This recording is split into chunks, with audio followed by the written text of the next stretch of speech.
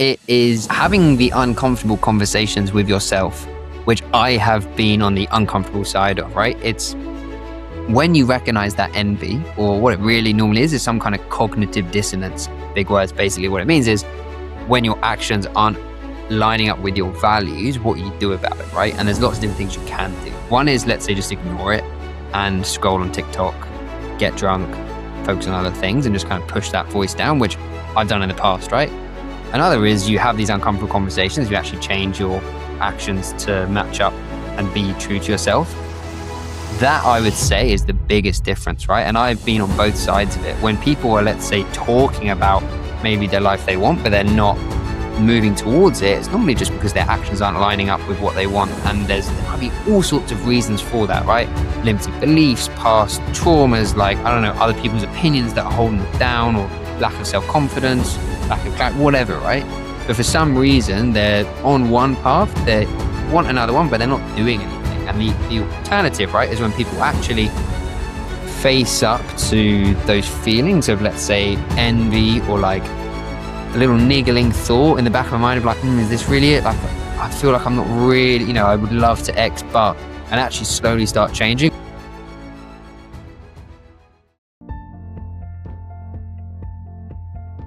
Feeling lost is one of those experiences that nobody really knows what to do with, mainly because the advice available ranges from journaling to cold plunging, and none of it actually addresses why you're feeling lost in the first place. Welcome back, legends. As always, I'm your host, Callum Weir. George Hearn. George Hearn's a life coach. And before any of us assume what that means, so when we hear life coach, sometimes it sounds a bit woo-woo, a bit griftery. But this conversation, that'll sort this out within 30 seconds. This conversation is about the gap between where you are and where you want to be. And more specifically, the stuff that lives in the gap that nobody talks about. The arrival fallacy, which is what happens when you get the thing you wanted and feel absolutely nothing, and then have to pretend otherwise at dinner. The rock bottom paradox, why you do not need to be in complete freefall before you're allowed to make change. Telic versus atelic activities, which will immediately make you think of something you used to love, and then immediately now that's become a chore. And envy, which is not something to be ashamed of, but it's also one of the most honest signals you have got about what you actually want. We also get into comparison, what your upbringing decided you deserved before you had any kind of say in it. And then the people around you who will smile and nod and be absolutely no help whatsoever when you start doing something differently. The one thing that separates people who talk about changing their lives from the people that actually do it. Right, so let's get into it. Also, before we dive in, if you're enjoying these episodes, if you're enjoying these conversations, if you could subscribe, rate, share, give a star rating, whatever the platform you use allows you to do, it allows me to bring on more guests that you want to see, the conversations that you want to hear. And it also allows this podcast to grow, but also means that this episode gets in front of somebody who's been designing their ideal life exclusively in their head for the best part of a decade. So go on, click it. It takes 5 seconds. Appreciate you. Right, to George Hearn. Let's dive in. George, welcome. Thank you, Callum. Thank you very much for having me today, mate. That's not an issue at all. First of all, your wrist. I saw yesterday or the day before that you have somehow broken your wrist and are in the doghouse. So first of all, how was your wrist and how? Thank you. Yeah, I am in the doghouse. I broke it the other day, but it's actually a very tiny break. The reason I'm in the doghouse is because that was my last football match before I head back to Europe for a few weeks of traveling. And this time a year ago, the day I was supposed to fly, my girlfriend and I were going to a wedding. I broke my nose and my eye socket again in a football match. So she has been on a little bit of a campaign trying to get me to retire. And obviously I'm playing like Sunday league, right? So it's not like I'm a pro by any means. Thinking that my football time is up. And this season has gone pretty well. But then literally in the last game, I don't even know how. I think the ball did hit it at one point kind of weird, but it's like a tiny chip. So that's slightly annoying. But the good news is I can still fly because it didn't break my eye socket. And it's very, very small. So I've just got a little like cast. So that's why I'm in the doghouse. It's wild that it's around the same time as the year prior as well. So it's kind of like just this kind of like tiny window that you could have done it, and it happens. I know. Well, I actually messaged my girlfriend as soon as I came off the pitch, like, all good. We won, played well, didn't injure myself, happy days. And then it was a few hours later that I was like, "Oh, my wrist is really sore. What's going on?" And then went to A&E the next day and I spoke too soon. Counted my achievements. I'm guessing as well, the cracking your eye socket is a lot worse than your thumb. So I think you've got a better deal this time round. But next year, it could be a fit. I'll try harder. I've done better in the past, like back at school, I broke my collarbone and stuff. But yeah, the eye socket and the nose was not good because I remember I came off the pitch and I went over to the subs and said, "My nose is pretty sore. Am I all right?" And one of them was like, "Yeah, you're fine, mate. Just take a minute and go back on." And the other one was like, "Pretty sure you've broken your nose." And I went to look in the mirror and my nose was like under here. So yeah, but we're all good. All's well that ends well. I can still head back in a few weeks, which will be lovely. At the moment, we seem to be in like a time of life where everything's a bit kind of uneasy, a bit of up and down. People are feeling very uncertain. People are feeling very uneasy. People are feeling more and more unsatisfied by the day. People are feeling lost. People are feeling, unsubstantial. People, hopeless and feeling that they need to change. And people are just kind of walking through life these days. What is it that's going on? Like, why is there so much? Why are we feeling so lost? Interesting. I guess it's something that everyone has, not everyone, but a lot of people have experience with. I myself definitely experienced this. If I kind of take a step back, I think this sort of uncertainty and feeling slightly lost comes from something which really I'd see as a blessing. And that is we have a lot more options and opportunities today. For many of us, and I'm sure many of the listeners on this podcast, they have the optionality to, let's say, change their career or like move where they live. Whereas if you go back not that long, like a few generations, right? 100 odd years ago, most, my great grandparents would have been born and raised in Essex and worked in Essex and had maybe one or two jobs they could have picked. And that was it, right? They didn't meet other people, didn't move. And now we have way more options. Now, what that means is on the one hand, there's the slightly negative side to that, whereby perhaps people see, glorified lives on Instagram, compare themselves to that and don't make any changes. They get this cognitive dissonance between what they kind of think they want, but then what they're doing.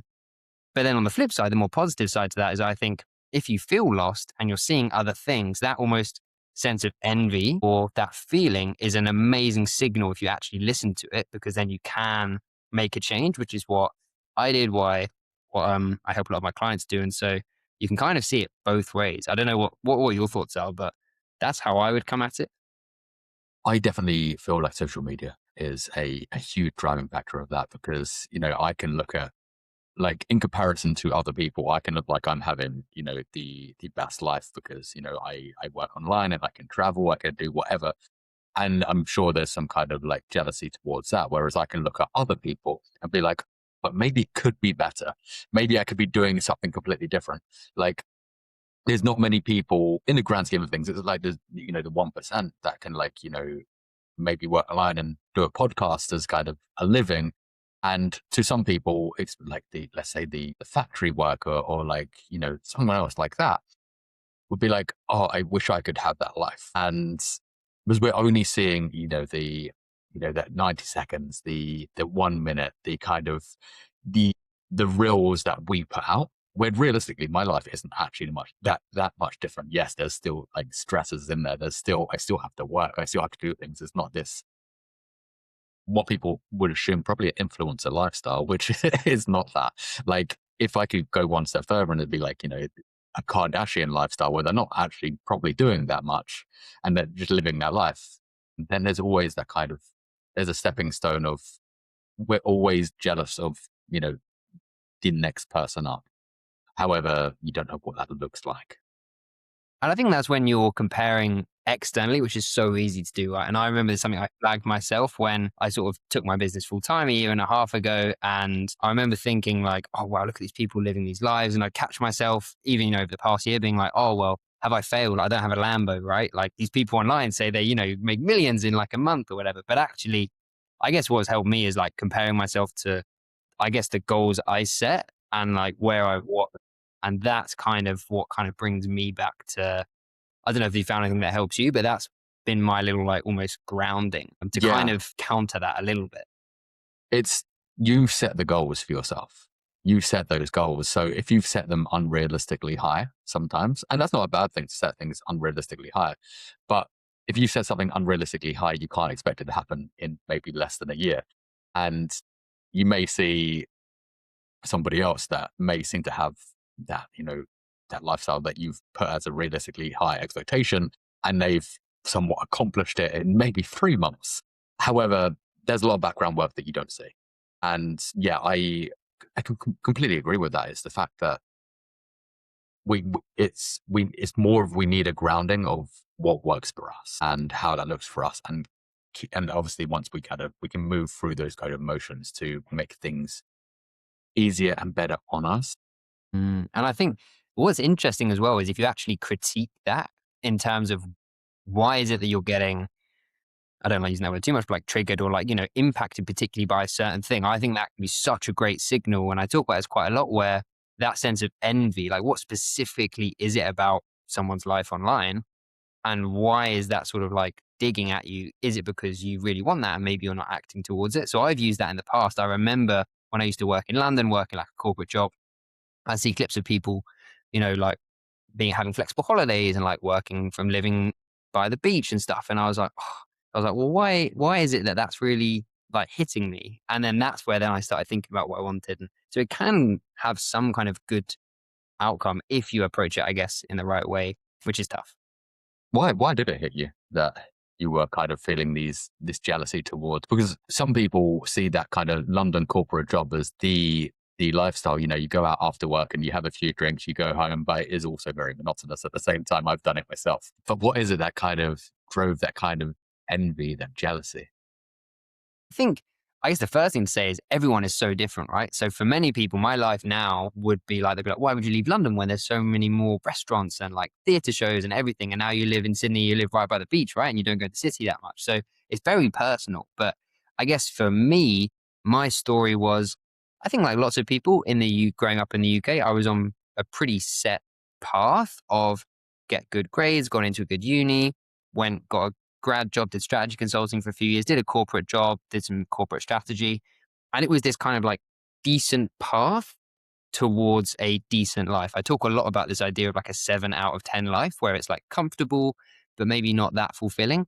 And so to your question around why is it that that hit me, I think it's because I was realizing that I got to this age, I think I was like 25, and I was realizing, okay, maybe having kids and things isn't that far away. And I'd always heard this advice of follow your passions, do what you enjoy. And I wasn't really like, I kind of found work intellectually stimulating and had great weekends and holidays, but wouldn't say I was very proud to say what I did. And that's, I think, why it was really hitting me. And coupled with that, then the kind of like point, okay, I've done this for 5 years now. I look ahead at my bosses. Do I really want to be where they are in 10, 20 years' time? And I think that was kind of why it started hitting me. And I noticed I was at that point.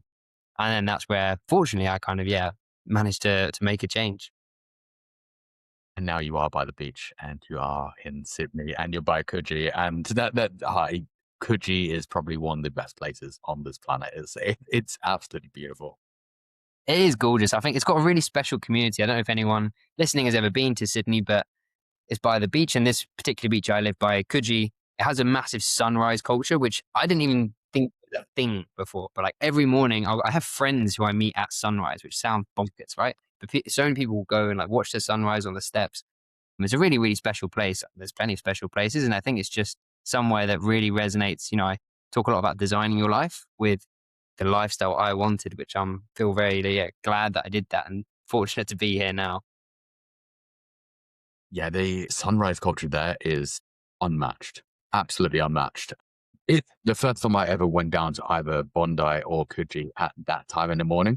And when you get down there at 5 in the morning, you don't expect anybody to be out, but everybody's living their life at that point. Like it's more packed at 5 in the morning than it is during the day. It's to the point where there's people running, there's people boxing, there's people yoga, and there's people ice baths, there's people getting coffee at 5 in the morning. It's absolutely insane. It's such a beautiful atmosphere to have. And I especially when you, in comparable to, coming from England, where if you got up at 5 in the morning, you would look like a psycho if you weren't going for a commute. If you went down to a beach, if you went down to Southend, for instance, at, 5 in the morning, you are probably the local crackhead. It's not, it's not something we do. I mean, the only time really I'd seen the sunrise before moving to Australia was after big nights out, coming home late in London, right? And so I guess it kind of goes in hand with broader changes of stop drinking like 2 years ago, becoming vegan, these kind of things, actions I took to align a bit more with my values. But yeah, it's definitely, I feel like here, the actions people take definitely aligns with that. Yeah, more early and slightly more active outdoors lifestyle. And yes, the weather, the beaches help. The flip side, obviously, is that like at 8:30 p.m. down Coogee High Street, everything's shut. It's pretty quiet and dead. Whereas if you compare that somewhere in London, right, it would be popping, there'd be bars, or in Europe, people would be out drinking in the streets and stuff. But for me, this kind of suits me, at least for now. No, absolutely. So life coaching, life coaching. I think this is like to the basics. Like half the people listening are probably already rolling their eyes at the word life coaching. Like, because I think we only get it presented as you see in the movies sometimes, and that can be a kind of a glorified version of that. But what is life coaching? And I guess why do people genuinely need it? Good question. And one I had myself. When I first heard of it, and it came from people saying, "Oh, I should be a life coach." I genuinely, my response was, "That sounds like a load of BS. How can you coach people on their lives?" Right? A lot of people like just think of like Jez from Peep Show, or not Jez, whoever it was from Peep Show. I think it was. Yeah, Became a lot. it was jazz. Yeah. It was Jez. And what is life coaching? So these are the questions I had. The way I like to think of it, there's a few different ways I think of it. Now, one is what it's similar to, and then one is what it's not, to kind of make it a bit clearer. So it's kind of similar to executive coaching, which people are pretty comfortable with. The idea of like a CEO having a coach to help them optimize their time, hit their goals, think strategically, step back for a minute. So it's just like that, but not only for executives. It's also kind of similar to, if we take a physical example, a PT or a running coach or a swimming coach. Let's say you get injured, like my wrist, right? And you might then go below the level of like baseline, and you might then go see a doctor to help you get back to a decent baseline level of health. But if you want to get like fitter, stronger, faster, or better at a skill, you'll then get a tennis coach, fitness coach, PT to achieve goals looking forward. And life coaching is kind of the same. I think if you're, let's say, struggling day to day, often with like, say, traumatic events in the past, that's where you might have a therapist to help you cope day to day. But if you're like, okay, day to day, fine. Like, as I said, 7 out of 10, but you want to hit bigger goals looking forward, that's where you might then get a life coach. So what a life coach essentially does is supports you to hit your goals going forwards. And the classic question I had at the start was, how can I tell people what to do with their life, right? Like, I'm young, I'm not an expert. And this is where I guess there's a difference between, say, being a consultant, being a mentor, and being a coach. Because what I used to do, strategy consulting, is where you come in and literally advise people and say, you should do this, right? And normally you're very specifically specialized, but a life coach wouldn't do that. Similarly, a mentor is someone who's a few years above you in a path that you want to follow. So it works really well in the workplace. If you're like, oh, I want to specialize in this area, I want to be where that senior manager is, they can be a mentor and just tell me the steps to take to follow in their footsteps. Now, a coach, like a sports coach, they don't necessarily need to be exactly where you are, right? Messi's the best footballer in the world, in my opinion. He still has football coaches, right? They're not better at football than him, but they help get the best out of him. So essentially, to answer your question, a life coach will help people get the best out of themselves to achieve their goals. And that's, using all sorts of like techniques, question and answer, NLP, stuff like that. But I definitely thought the same. I think everything, because you can type in life coach on Instagram, for instance, or TikTok, and then you go look into the comments. And in the comment section, you'll see a guy around your age. And I think a lot of people are thinking, how can this, guy coach me on life when he hasn't lived the full one yet? Or like, how can somebody that is, 22 or however young, like coach a 40-year-old if they haven't experienced life? And I think people don't realize there's a distinction between what a life coach and actually living or getting the best out of life. Those two things are completely separate. Like, you're not telling somebody that there's all the experience out there is that you have is very much from your own personal kind of strategies more than anything. Exactly. And I think that's the difference, right, between a coach and, say, a consultant, where I'm not, or a mentor, right? I'm not telling people, oh, if you're struggling with your relationship or if you're like figuring out what you want to do, you should do this, right? A, because that would make me very liable, right? I wouldn't want to be telling people what to do. The approach is instead, people normally have the answers somewhere and you're trying to help them figure out the right answer for them. In the same way, if I take a sports example, right, I love football. A football coach is trying to get the best out of their players. They're not telling them every time you're in this situation, you have to do exactly this thing or like take this or whatever, right? No football coach would dream of doing that.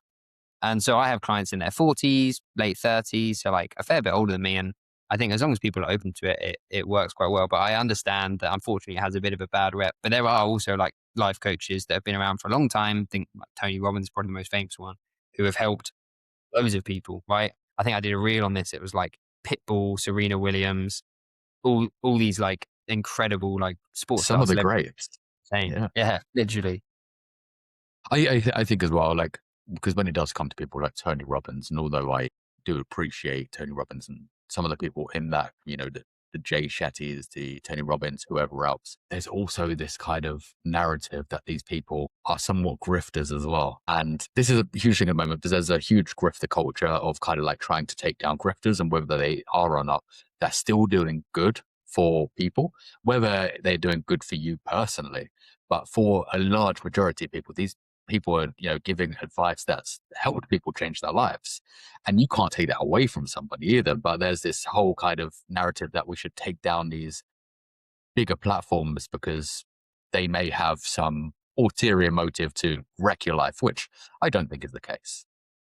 Yeah. And I wouldn't necessarily say so. I think it's unlikely. I think for sure there's definitely ulterior motives in terms of like they, want financial gain from it. But that's because that's their career, the same in way that it's many other people's career. And I think what kind of helps me when I'm thinking about this, and obviously, as you'll know, when you put yourself out there on social media, you open yourself up to like criticism and whatnot.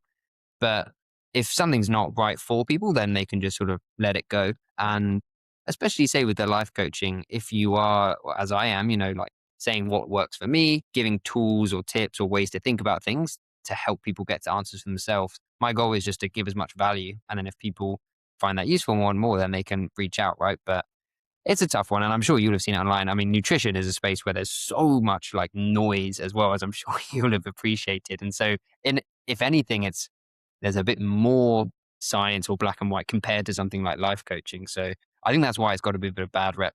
There's no equivalent of doing a PhD or doctor or like the papers there are in like psychology, but it's a bit less of that. But I'm sure you've seen this yourself. I don't know how you've managed it in nutrition.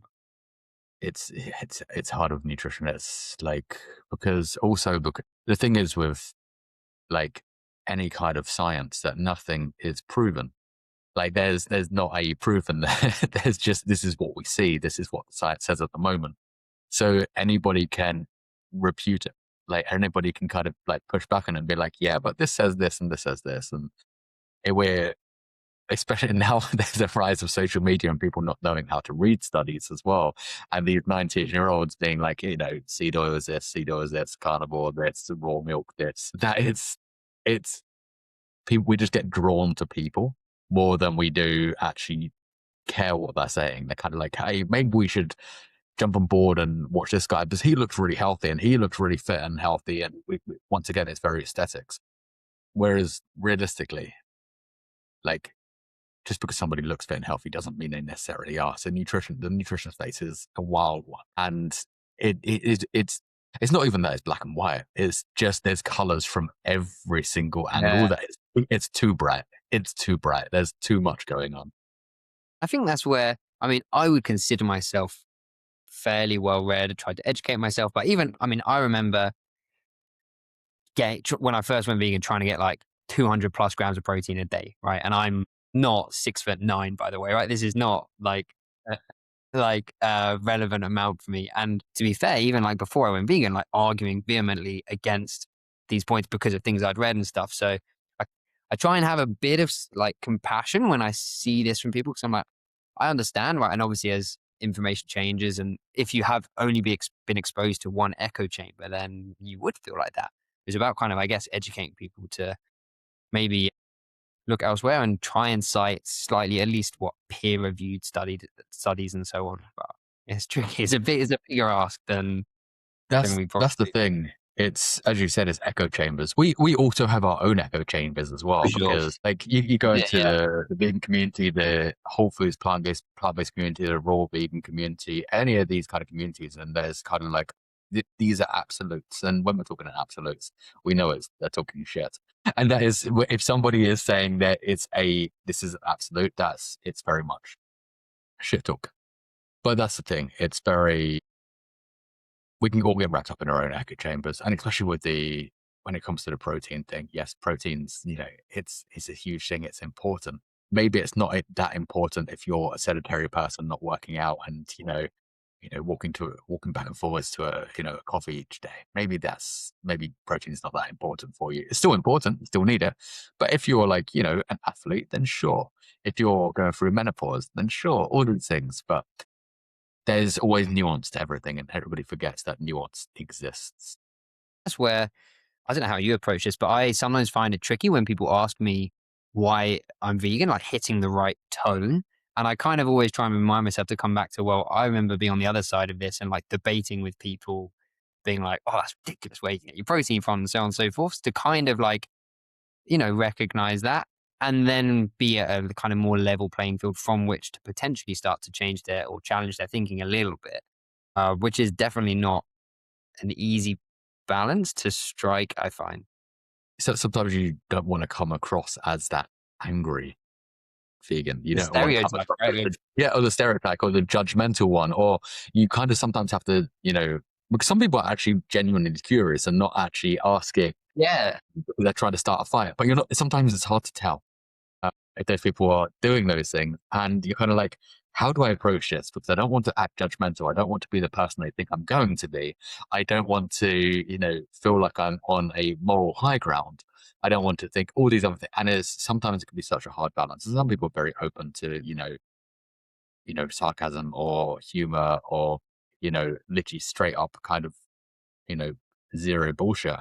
And some people do need that aggressiveness. And it's really dependent on the person. And once again, it's nuance to the absolutely. person. And this is, I like your point around not having absolutes, because I always find this, when people are talking about veganism, it's like, I can be vegan and say, yeah, having like, let's say a small amount of like chicken would still constitute a balanced meal, right?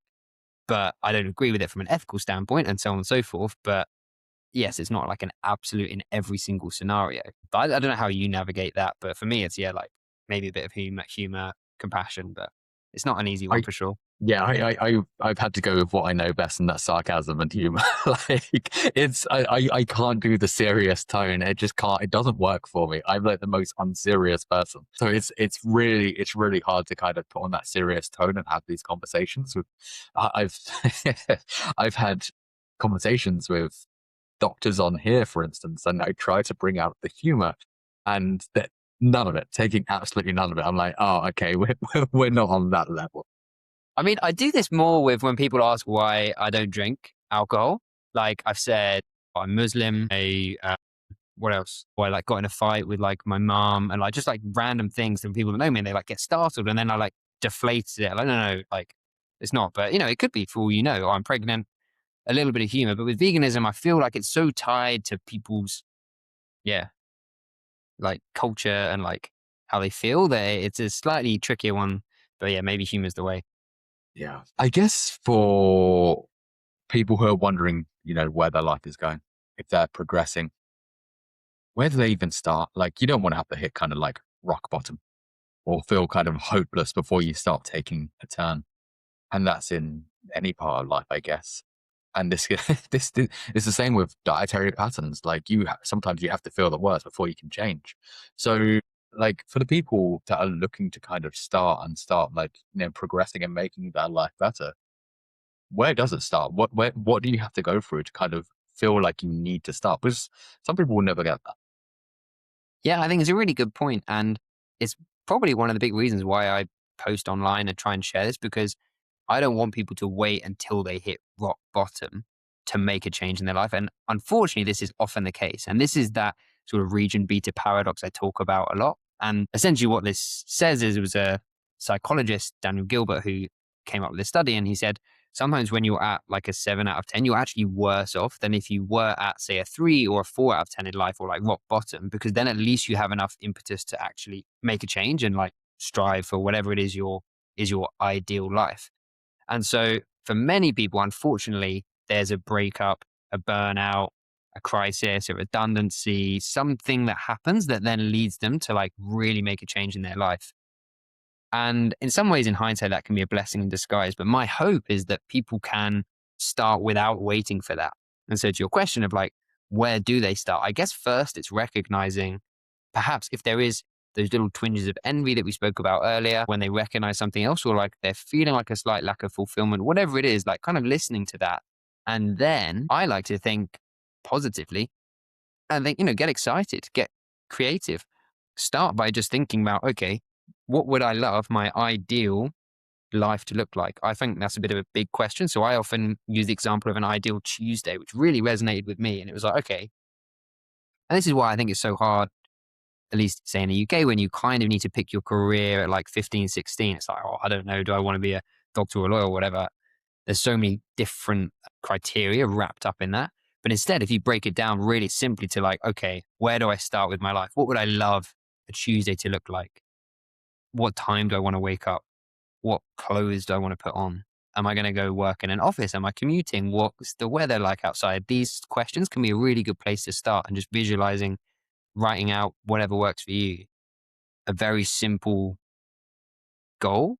And that could be a really powerful way to start, which is how I started. And the other day I was reading back like a few years back to my ideal Tuesday, and it was something about being near the beach, doing some kind of one-to-one sessions, helping people, maybe going for a surf. And it's worked out right for me. So that can be a good place. You mentioned doing a 7 out of 10 life is it could potentially be worse off than a 3 out of 10 or a 4 out of 10. Is there a 10 out of 10 though? Because is it possible? Because are we then chasing perfection to the point that we can then be worse off? Because if we're striving for something that maybe doesn't exist, then we could be putting ourselves in a situation where we've realistically put ourselves back down to a 7 out of 10. I mean, it's a good point, right? It's kind of linked to that idea of an arrival fallacy, whereby you set all these goals, you hit them, and you're like, okay, now what? And then you never actually get fulfillment. And I think the antidote to that is to balance two things. And one is sort of gratitude and reflecting on your wins, successes, and actually appreciating where you're at now and saying, I actually am very happy and grateful for where I'm at now. And in some ways, then I'm kind of at a 10 out of 10, but still I can strive for more. And it sounds almost contradictory, but really that's the balance that tends to work. And if you look at a lot of what I would say would be the happiest quote unquote people that I've met, there is that balance of, let's say, gratitude for where they're at and like appreciation day to day and like living in the moment. But equally, they're excited about tomorrow, where they're going. They've got goals, they've got dreams. And if you go too much in one direction or the other, then perhaps it isn't necessarily going to work. And that's what works for me and what's worked for many of my clients. But equally, it's very individual. So I guess people will have their own thoughts on what that is. But getting that balance right tends to be a good place to start. And the reason is most people, I feel, don't really have a very clear idea of where they want to be in 2, 5, 10 years that they're really excited about. And equally, they probably don't have the practices in place to make sure they're actually really appreciating day to day. Like I could tell you 10 things I loved about today, this morning, and every morning I go through, practice that act of gratitude, which is why when things happen, like breaking my wrist, I can naturally like look on the positive side because I've kind of built that habit over time. So I think that is a good point, and the arrival fallacy definitely sort of exists. But if you can always keep nudging those goals and aim higher and see that in an exciting way, and yet still appreciate this journey you've been on. It's tricky for sure, but it's a balance that so far I'd say I've been figuring out. Okay, I don't know how you found it, because it's one that everyone, I guess, has their own experience with for sure.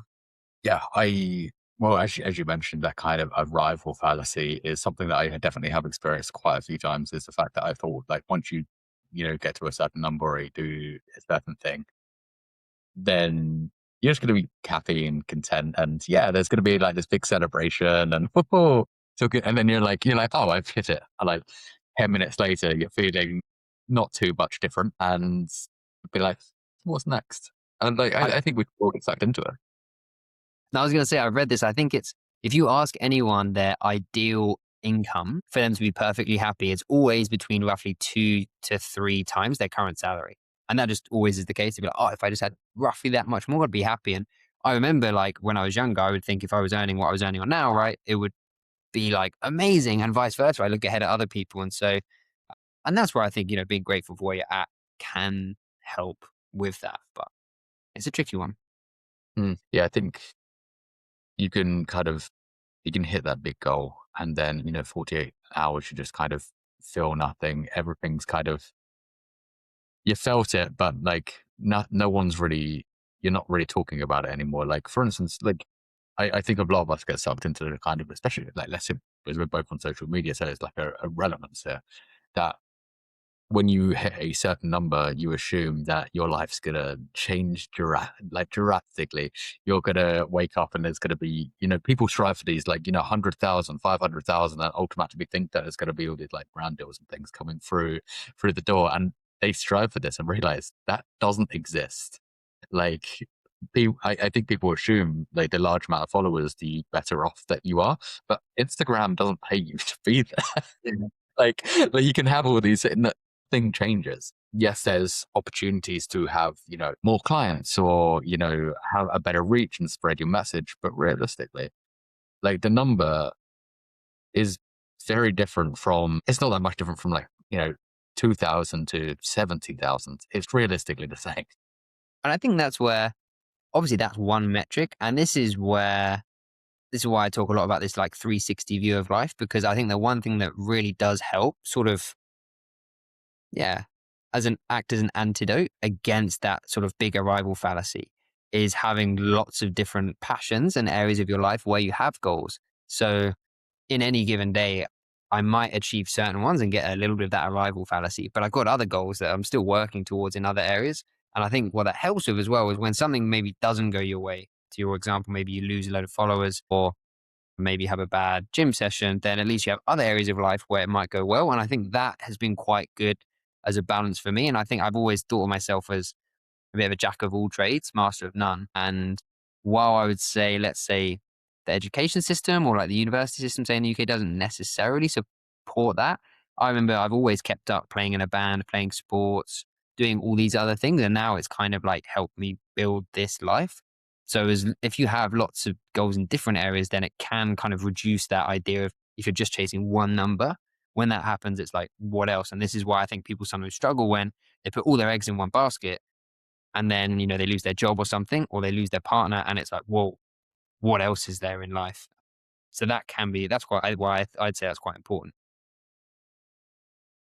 I would also caveat that as well with the fact that the majority of people, like the large majority of people, don't have kind of a passion or a hobby, or at least don't think they do. The hobby is, well, it's not even a hobby. Like it's going to work, maybe like your 9 to 5, and there's nothing wrong with that at all as well. But getting in, maybe cooking dinner and then scrolling TikTok or whatever that looks like, and then they haven't really thought about maybe what brings me joy, what brings me happiness, what brings me, maybe that is a hobby, maybe that's going to play football, going to the gym, or maybe that's fill in blank, cooking, taking photos, whatever that is. And I don't know if it's just a societal thing, because I'm assuming people, 50, 60 years ago had a lot more hobbies than people do now.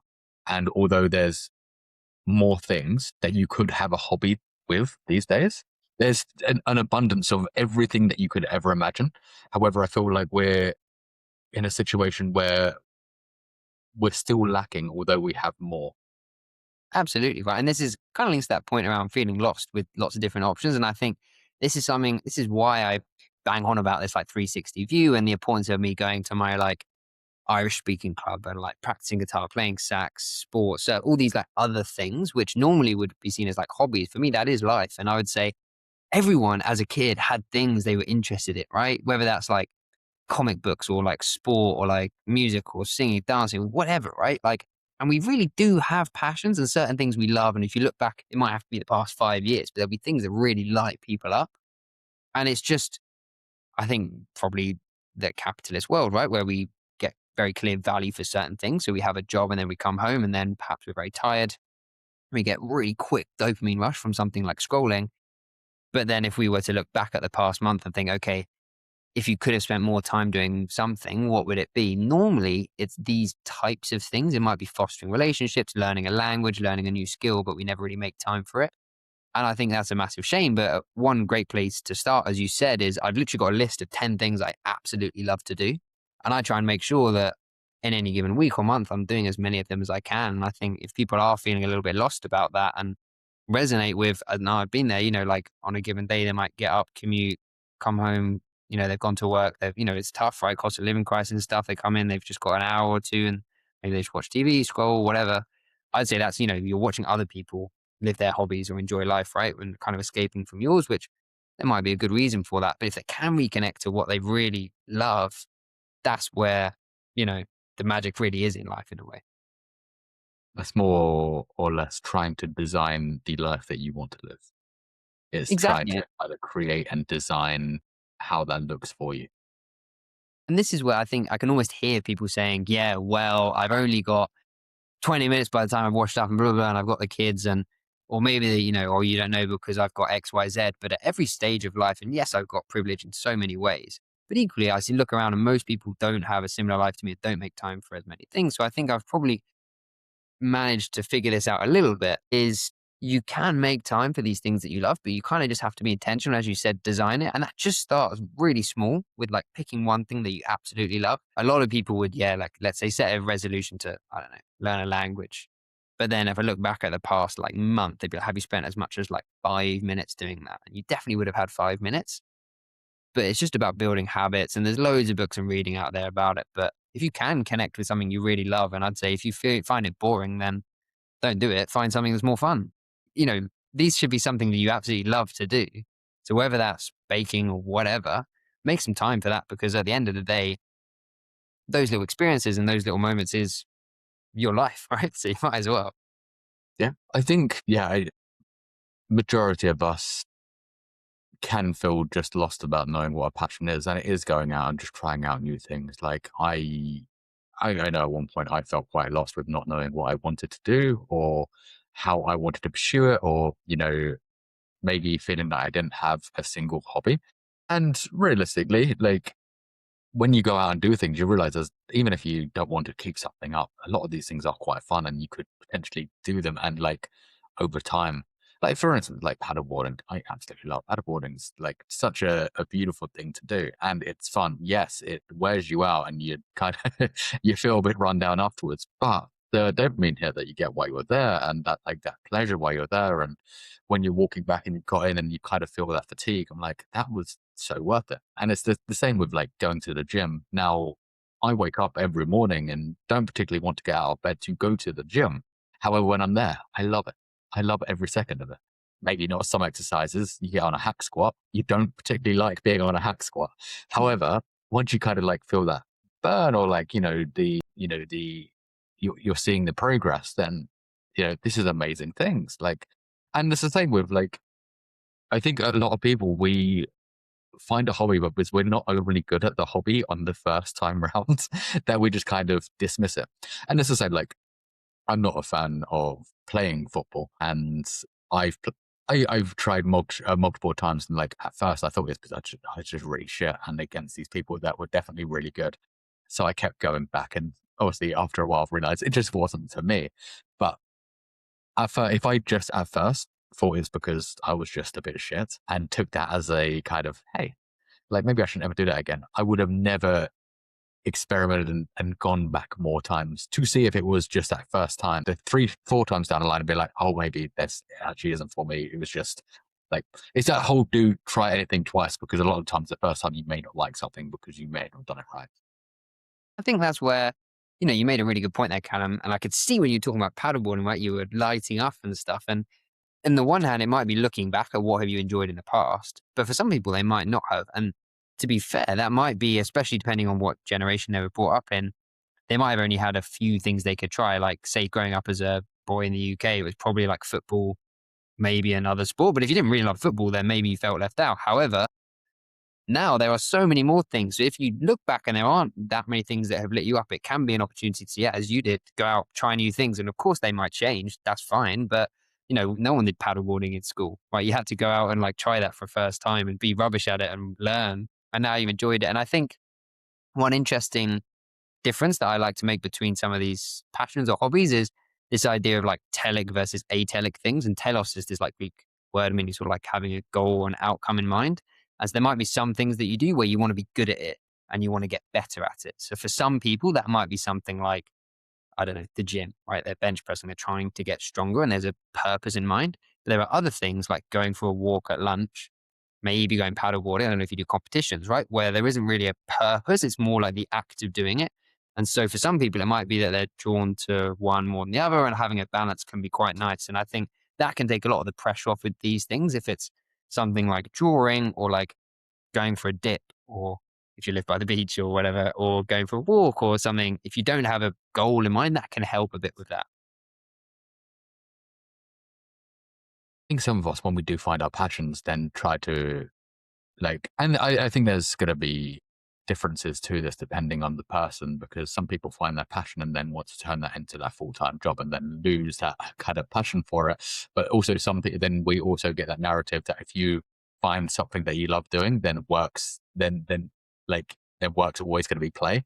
And I don't necessarily know if that tends to be true, because for instance, let's say somebody that is a bodybuilder or wants to become a bodybuilder, finds that love for the gym, becomes bodybuilder, and then because it's now now their life, they have to kind of pursue that every single day, Mm, because that everything is then aligned with that business. It's then trying to be able to live that life, get paid for that life, and also having to look a certain way constantly. And for some people, that's going to be amazing, and that's a dream. For some other people, and people I've spoken to, it's because they've taken that passion, turned it into a job. It's then killed that passion for it. And I think there's sometimes it can be a fine balance. it's definitely difficult. And I'm sure maybe you alluded a little bit to it with like content creation, where some things feel fun, and over time, if they do become more like a job, it can change. But then that's where I almost kind of like hold a mirror up to myself or people and say, well, how can you make that more fun again and reconnect with that fun? And can you change it? Can you, whether that means looking at it a different way or like changing your approach? And I think often that comes with, I talk a lot about, I do like weekly reviews and like monthly reviews, quarterly reviews, and doing them with my partner as well. And like taking a moment to kind of step back. And so to avoid getting to a place where we end up essentially burning out and like realizing, whoa, I've completely lost all this love for this thing, which I started loving and then it went really well. And I poured my heart and soul into it, became a business. And now what actually has happened there is probably you've fallen out of love with things that you maybe never really were in love with. You've just turned it into, I don't know, marketing. And you don't love marketing, you love baking or like talking about nutrition. So get back to that and outsource or like delegate or remove the marketing element or whatever it is that you don't love. And I think taking a little moment to step back, which maybe is something, I don't know if you've experienced it, but has really helped me with like running a business and aligned to something I'm passionate about, has been, yeah, one little way to adjust the course if needed. Mm. Yeah, no, I definitely feel that, as you mentioned earlier, like the content creation at the moment, like that complete passion, or the create. It's not even the passion for it; it's the creativity and the spark for it has gone, because there's so many other things going on as of the same time. So there's things like visas and things like that. Mm, Take a big toll on your like mental capacity and things like yeah. this. That like then you're finding room to try and squeeze in some content creation and be like, oh, I need to do something fast. But because it's fast, it's kind of like, oh, I've lost what I love about it, because I can't kind of develop an idea because I don't have the time to develop an idea. And then you're just putting out stuff for the fun of it. And that it doesn't really align with what you've put out. So you're kind of like, oh, this hasn't really done anything for me. So I completely agree with that. It's the fact that, yeah, it's like content creation. It has absolutely been a passion. But realistically, when it does become a job, sometimes you can fall out of love with it. And this is why I try to have other things that I enjoy, whether that be things like reading or going to the gym or whatever that looks like, because Yeah. you find that pursuit again of, just happiness in general that I think a lot of us are lacking. Yeah. And I mean, without wanting to turn this into a coaching session, right? I would say if you do have an idea of what the elements of the content creation that you most enjoy, just as like a kind of like way to come back to it. Cause I'll have this as well myself, right? It's like, oh, if I get to a similar point, it's like, okay, well, I know that this feels easier, or I most enjoy talking about this. And like, you can kind of like recenter yourself in some way, can be really useful. And it's just about, yeah, coming back to that fun energy and so on. But it's definitely a tricky one. And of course, Yeah. there's to have self compassion, right? Because other things happen in life. So for anyone. Yeah. So what is a kind of a monthly review, a weekly review, a quarterly review? Like, what are we kind of sitting down and kind of looking at when it comes to that? Because like whenever people hear reviews, it's very much the same as going back to kind of like KPIs and things like that that we don't necessarily want to do, like when it comes to like work and things like this. So then adding that into your day to day life is kind of like, oh, do I really want to kind of be sitting and doing something that that sounds more stressful than it probably is? For sure. And I think the reason why a lot of people probably think that, and this is what I had when you think of this idea of a review, is probably because you don't like the idea of having a review at your work. Perhaps you don't particularly enjoy it, or you haven't been hitting your targets, you're not aligned or something, right? But if someone were reviewing and helping you or just like coaching you to achieve something you did care about, maybe you would love it, right? Let's say you were, I don't know why the idea of X Factor, which I used to watch as a kid, came on, but like, you know, if you managed to get an extra bonus one-to-one session with your like mentor and they were like, oh, I'm going to give you a review and like help you, like, and we're going to figure out this. And you really loved that. You'd be lapping it up, the ability to work, or maybe in a sports thing. It's like your favorite sports star was like, oh, I can come and give you like a, you know, one-to-one review and we'll work on your things. That would be amazing. So the idea for it came from work.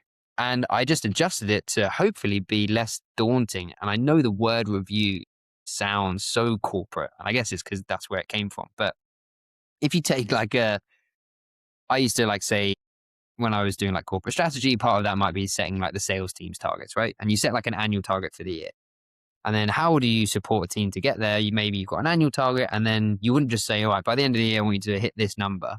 You'd say, okay, well, they'll break that down into quarterly targets, and then maybe they'll have monthly targets, and maybe they'll have weekly actions that ladder up to that. And this is why people often actually hit their targets at work better than they hit their personal New Year's resolutions and so on.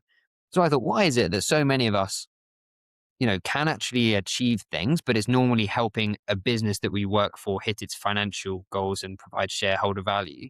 Whereas the things that we really care about, be that fostering a relationship, seeing our parents or calling our parents a certain number of times, making times to, I don't know, learn a language or an instrument, or these things we just completely let fall by the wayside. And one, I guess, hypothesis which I came up with is, well, maybe we're lacking the same kind of structure.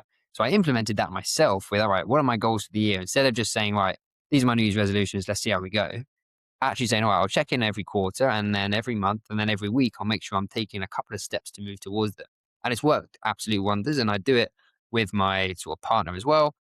But in terms of how I run it, I just very simply look back and look at, I say it's the glows, the grows, basically what's gone well, what could go a bit better, and then check in on the goals. So personally, at the end of every week, month, quarter, year, I'll look back and say, okay, for all these different areas of my life, I've got like 8 that I split life into.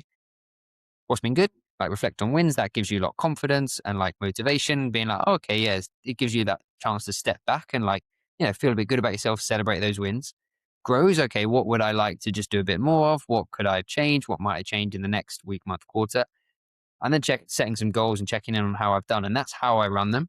I think that if that, you know, appeals to anyone listening, I think it's very simple. It takes like every week, it takes me like 10 minutes, and it's, I reckon, the best value use of my time in my whole week.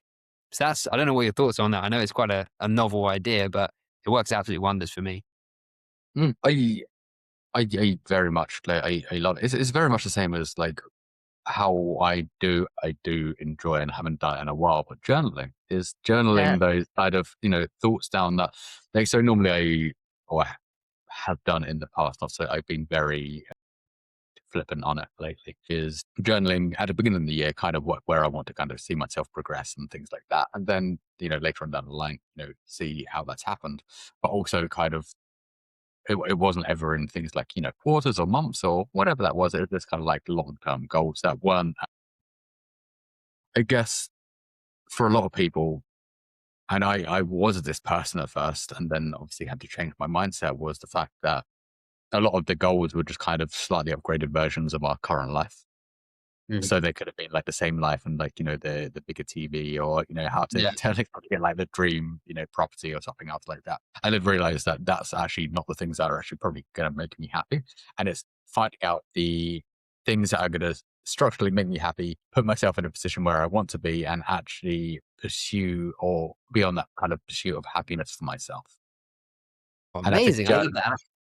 journaling's a great one. And as I said, it's something that I'm very hit and miss with. Like, I love the idea of it. I love putting the thoughts down, but sometimes it can then become a chore sometimes. So I'm just like, I need to go and write something and then I realistically realized it didn't actually have to be a chore. It's just when I felt like I needed to kind of brain dump everything, that was the right time for me. Fair. And that seems to work well for you. And I think that you've hit something really important on the head there, where it's like people are different, right? So I work well with lists and like clear structure, whether you look at this from like a, I don't know, DISC personality framework or type A, type B, whatever, right? But people are different and we work differently.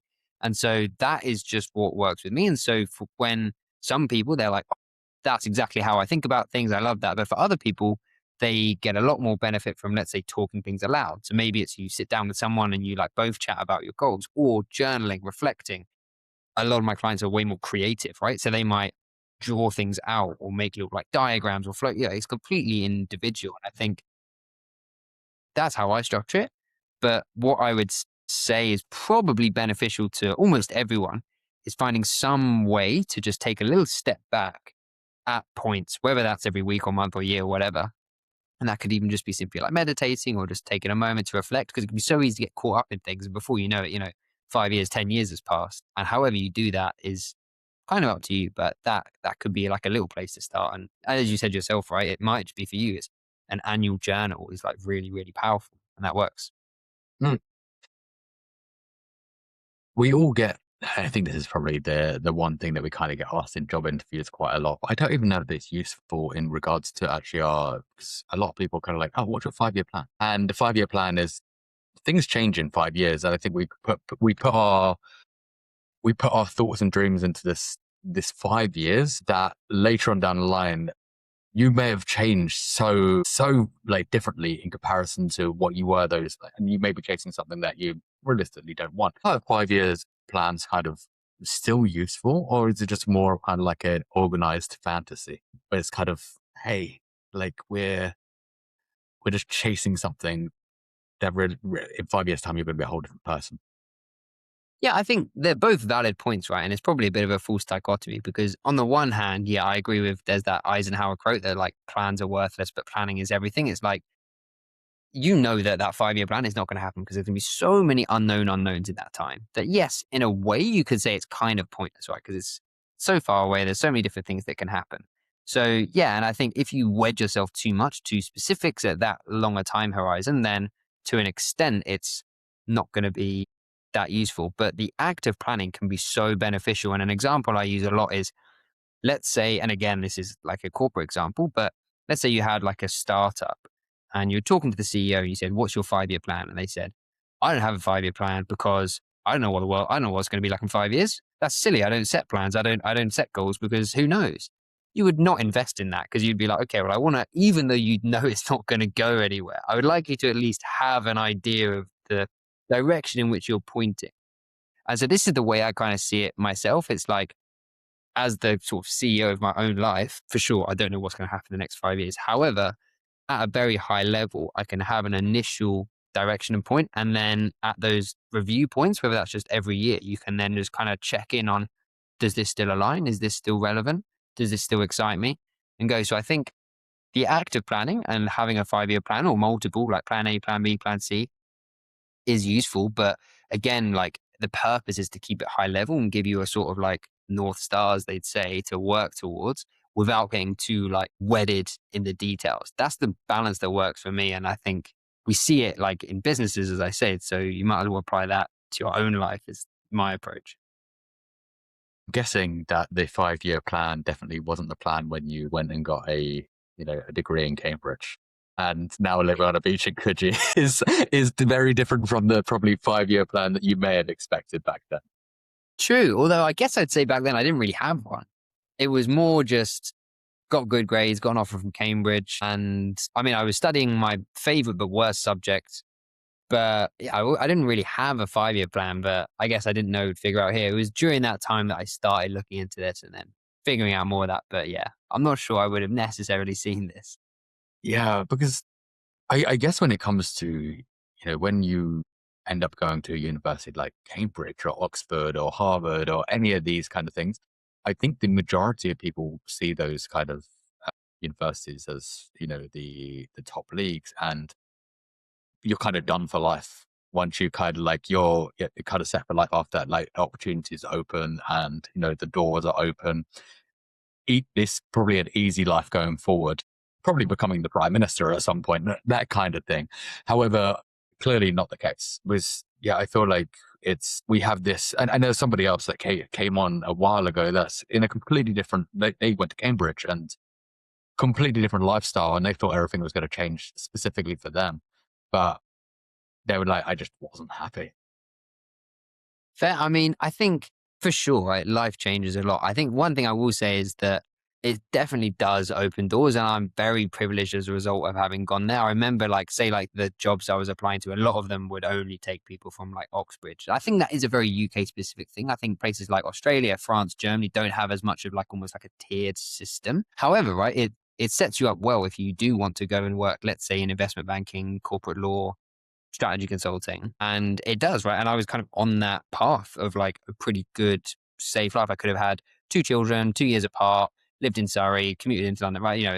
It does set you up very well for that. However, that doesn't mean that that's necessarily what you would like, right? And for me, I kind of, I guess, realized that that wasn't the path I wanted to go on. And I kind of looking back, I always thought that like every summer instead of doing an internship, I took the opportunities they provided to like travel and teach, and I love teaching and so on and so forth. I studied geography. A lot of what I studied was about, let's say, like food, politics and power, animals, environment, all this sort of stuff, right? So it wasn't gearing me towards that. And now I look back and I actually see glimmers of the life I've built today that was kind of starting there. So I think it does definitely set you up for a certain lifestyle. But when you then get in the big bad world, there's not much that I learned there that's helping me in the world of content creation. Nothing set you up for being an Instagrammer. Other than, I don't know, if you're like a supermodel, it probably helps. But I'm still working on that. Stop trying to break my nose first. I guess as well, like, what are the differences between people that you've seen that talk about the life they kind of want and the people that actually kind of build the life they want? Like, what are the actual separators? Because realistically, it's not talent.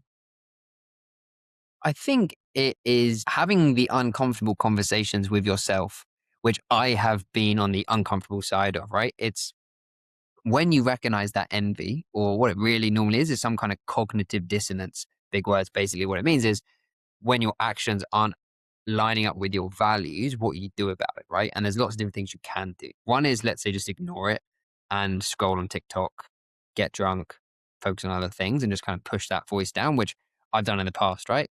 Another is you have these uncomfortable conversations, you actually change your actions to match up and be true to yourself.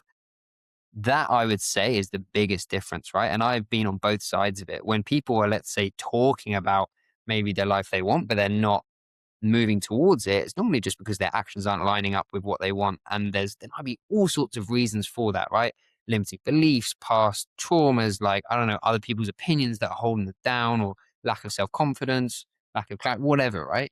But for some reason, they're on one path, they want another one, but they're not doing anything. And the alternative, right, is when people actually face up to those feelings of, let's say, envy, or like a little niggling thought in the back of my mind of like, is this really it? Like, I feel like I'm not really, I would love to X, but, and actually slowly start changing. And it's really, yeah, kind of uncomfortable. I've had this like a few times in my life where I've kind of almost hit this point of like, right, these actions are really not lining up with my values. As I said, veganism was one of them.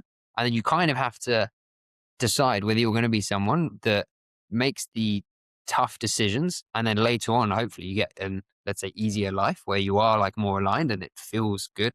Or you make the easy decisions now and you kind of push that down. But sometimes that does mean you get to a harder point later on. So I think the biggest difference, I'm not sure, I'd love to hear what you think, is normally like aligning your actions with those values, which sometimes does mean a bit of a change, which is not easy, especially when you've got a lot of inertia. I I definitely agree with, I think, the majority of things that you've said there, and it very much, when I set the goals that I wanted to pursue, things had to change, and those things that needed to change were the things that I wasn't at one point willing to give up. And until you're willing to give up, that's when things will start to kind of like, those things will start to pursue and integrate themselves into your life. But you also have to get rid of the old shit first, and whether that be the binge drinking, that be the partying, the everything, and you can still do those things, like, but it's not to the extent that it probably would have been.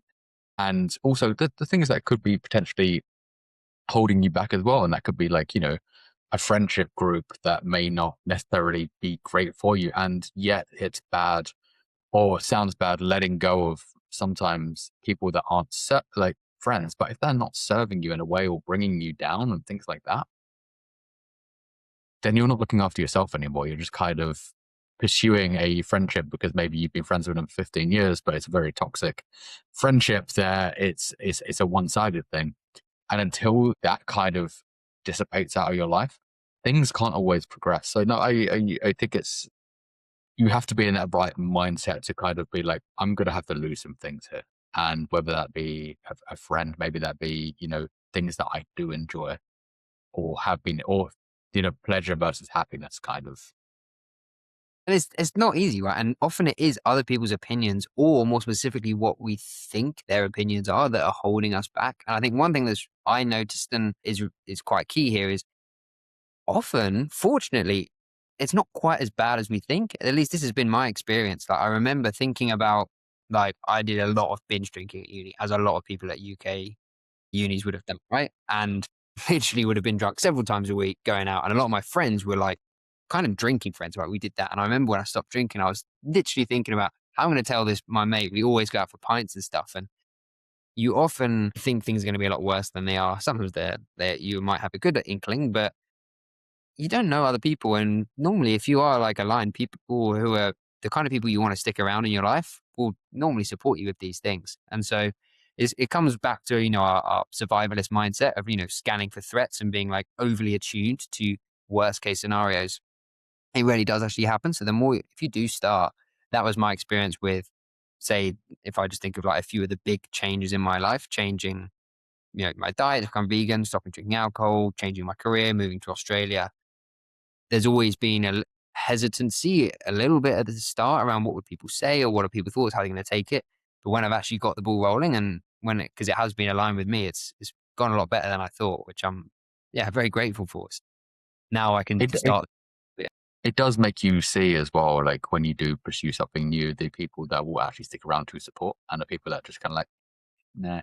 And then you kind of realize you kind of see where those kind of friendships laid. And and majority of the time those people are supportive, but there's also going to be that majority of people that kind of see you as flying from the nest as such. Like they're kind of, you've been drinking in the same pub for 5 years every Friday together, and now you're doing something different. And there's that kind of, sometimes it can be resentment, sometimes it can be jealousy, and sometimes it could be anything. And you do get to see people for who they really are sometimes when you do start something. And sometimes that's for the best, and sometimes that's also for the worst. But it really depends on the people in question. And yeah, it's kind of a spectrum, right? From that kind of tall poppy syndrome where maybe there's a bit of jealousy and like maybe like slight bit of malice, like shooting you down. But often it was also just the same reason why you were there in the first place, which is that comfort of like growth, right? And again, that survivalist mindset, like change is scary. And therefore growth and improvements in your life are initially going to be scary because they're new.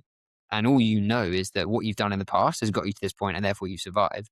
And so unless you have some kind of big trigger point crisis, then why would you change that?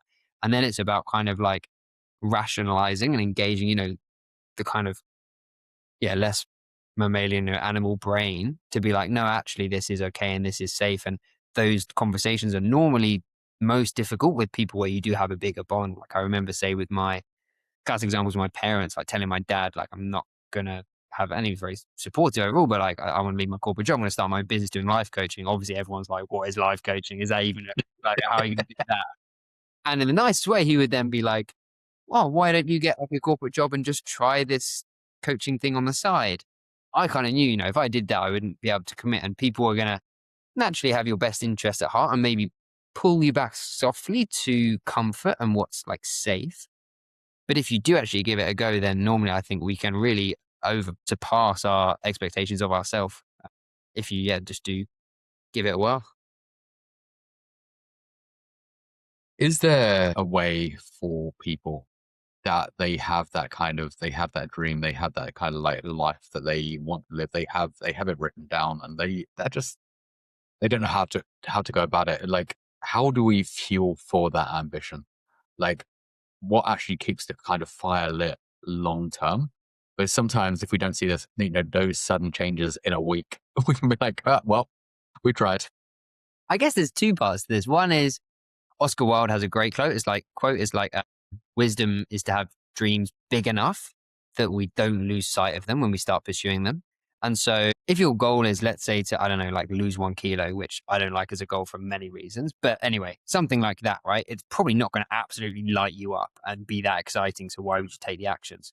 So on the one hand, is making sure, is this goal like really actually lighting you up to have a sustained fire momentum, right? And if not, aim higher or get closer to what really is important to you. And then on the flip side, what are those steps you can take in the next 24 hours to move towards it? Because if it's something like, I don't know, I want to run a huge global business or whatever, right? And you don't even have a business idea, you haven't even it feels so far away. So on the one hand, make sure the goal is exciting enough. And this is why I break those like annual goals down into quarterly, monthly, weekly, whatever, right? It's like, what is that one tiny thing you can do today, tomorrow to move towards it? And I often say to people, if these like action steps seem too big, just break it down. I always try and leave my clients with what I call laughably small first steps. Like the first step should be like so small it feels pathetic, right? If I said to you or anyone, let's go run an ultra marathon later, it's like, crikey, that's a lot. That's a huge task. For me, that would be like, yeah, I'm not even going to like consider that as bonkers, right? Which is sometimes what people's goals are. But if I said, okay, put your running shoes on, it's like, yeah, okay, I could do that. And so there's a level of beliefs, and you've got to get under that level of beliefs to start, and then you build the momentum and the inertia.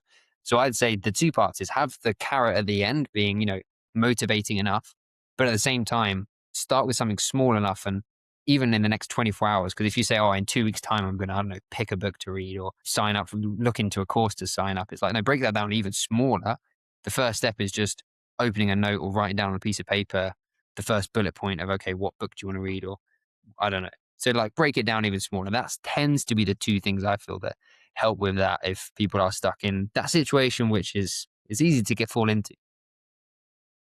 I guess it's just springboarding your brain into momentum, getting that kind of just getting it going that one step, because you didn't get where you are today like overnight. Neither did I. It was those small little steps, those the compounding evidence over time that you've done things, and it's just allowing you to progress, even if that is slowly, because also no one knows everything overnight. Like you're going to have ups and downs, and you just need to start and figure it out along the way. These things are always going to be ups and downs. Exactly. And that's the thing. And you might have found this, I'm sure, with say your content creation, your business stuff. It's like things kind of look like they make sense when you look back at them in reverse.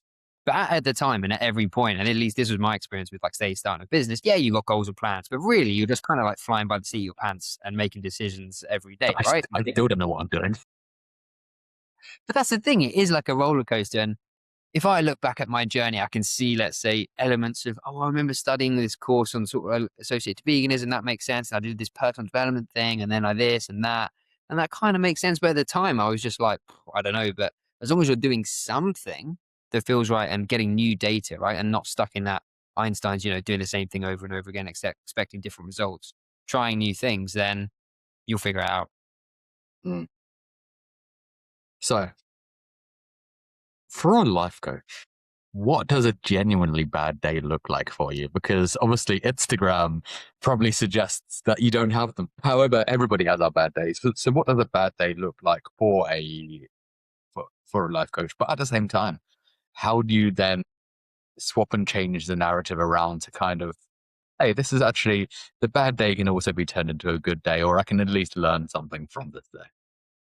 Absolutely. And I mean, I might sound insufferable, but genuinely, I don't think I have bad days. Right? Bad things happen, right? Like I broke my wrist. That was kind of bad, but I wouldn't say the day was bad. And this is that kind of 360 view. It's like when there are lots of different elements in your day, bad things will happen 100%. But if the only thing, let's say, that mattered to me was, I don't know, the calisthenics skills I'm practicing, then yeah, breaking my wrist is like the be all end all. That's a horrendous day.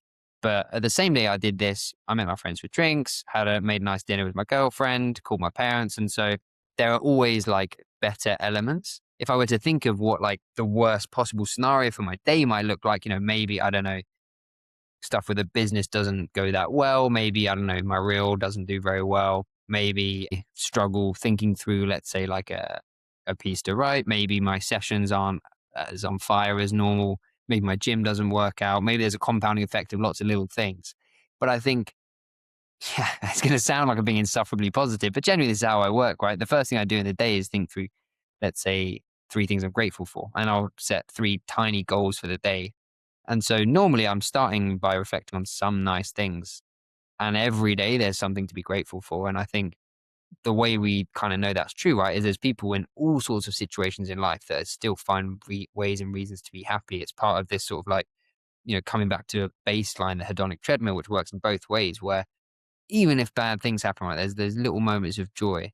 It's why, when bad circumstances happen, funerals, deaths, hospital, the bad things in life, there's still sometimes opportunities for like moments of kindness and warmth and, stuff in those days. And to your question around how I kind of balance that, I think it is a skill to practice looking on the positive side. And the reason why it is a skill is because our brain, as I said, is that we've got that survivalist mindset where we're naturally designed to just scan for threats and risks. If I said to you or anyone, can you tell me like 5 ways in which you failed in the past like week or month? It'd be so easy, right? Or like some things you're not good at, or some bad things that have happened. It's so easy. These ideas come up. But if I do the opposite and say, okay, what are like 5 things you've succeeded in the past week? What are like 10 things you're good at? It's like, oh God, I'm going to have to like sit down for 20 minutes to think about this. But the more you build that habit, the more you can like start looking for the positives. So yeah, I mean, if I look back over the past few years, I wouldn't say I have had a bad day. I've had bad things happen, but unfortunately, yeah, that's kind of how I see it. Hmm. Yeah, it's just reframing things, reframing, and and as you mentioned, like it could be a multitude of things that happen. Like you've said, like your a reel or a piece of content couldn't go right well, or it only had like 100 views. But also the thing that you can take from that is if you sat in a room with 100 people, that's a large amount of people to be doing it in front of. Um, so even if something has like the smallest amount of like views or like whatever that looks like, the alternative is sit in a room with 100 people and realize that's also quite a lot of people. Like, and just reframing that mindset. Like, I can only imagine the people that get like the hundreds and thousands, but because they're so, they're so used to it that I think this is a bad performing thing. But if 50,000 people watch it and being in a room, that's a stadium. But people, because it's just a number, they don't realize that like that's a stadium. So it's just reframing those it's reframing those moments, and I think it can. There's a change. Yeah, and that's when you're talking about reframe, what you're really doing there is like using what's known as like the contrast mental model. It's just looking for the contrast to see in a positive light. And so a classic example, right, is so physical health, right? Something happens, but okay, well, at least it wasn't something even worse. I had this a lot, I don't know why, with sports injuries, where I think about the butterfly effect so much. The idea of like a butterfly on one side of the world flaps its wings, causes like a hurricane on the other side of the world. And it's like, if I just got up 1 minute later or like tied my shoelaces twice, and I would have been in that moment at that time, wouldn't have got that injury. But at the same time, right, use that contrast mental model. Well, maybe if I hadn't had this injury, maybe something even worse would have happened. Like, and so you can look at it both ways, and we might have a tendency, especially when we're feeling a little bit low, to have a slightly pessimistic outlook. But you flip it, as you said, reframe it. okay, well, it could have, instead of 100, at least it wasn't 50. Add a bit of humor as well if you're that kind of person, which works for me. Like, oh, well, at least this didn't happen, and that's a great starting point. Yeah. George, it's been an absolute pleasure. For the people that want to know more about you, want to find your content, want to work with you, want to source a life coach, where can people find you? Mainly on Instagram, is at George Hearn _. And that's where I post most often. So yeah, that'll be it. I'm sure you can listen to this podcast as well. No, thank you so much for having me on, Callum. I love everything you talk about. I love the messages you put out, especially as a guy and a vegan. So yeah, thank you so much. It's been an absolute pleasure. Really appreciate it. Thank you. Awesome. Thank you.